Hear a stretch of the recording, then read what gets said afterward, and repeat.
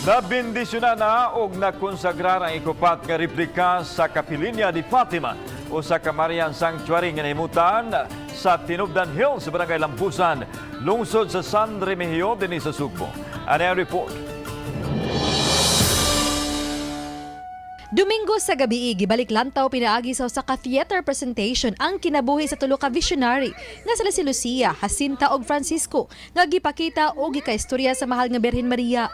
Ang mensahe sa Birhen sa tulo ka mga bata mao ang paghalad og pagampo sa Santos nga Rosaryo aron maangko ng kalinaw sa kalibutan.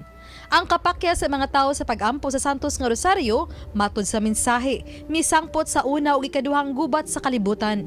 Ang susamang mensahe gipalanog usab ni Nono Prazeres, Executive Director sa World Apostolate of Fatima International Secretariat. Sa pagtapos sa programa kagabi, gihatag na ni Prazeres, Father Francisco Pereira, chaplain sa Sanctuario de Fatima sa Portugal, kang Arsobispo sa Sugbo Jose Palma ang kalis, Siborium ug ang istulas isip ilang gasa sa Archdiocese of Cebu. Timaan nga ang Santos nga Eucharistia mao'y sentro sa mga kalihukan sa Kapilinya de Fatima replika.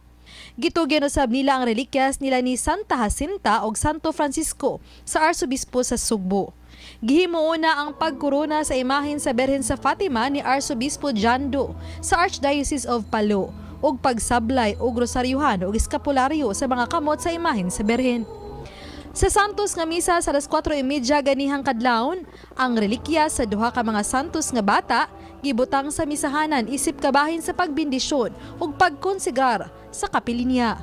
Because the Kapilinya, beautiful as it is not just a chapel made of stones, but it is a church, a family, a people made of flesh and blood, with hearts all turning to God, with hearts praising God, with hearts saying sorry for our sins, and with hearts that pledges that we continue to pray as He wishes. Amen.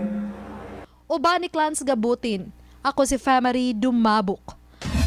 Balitang Bisdak!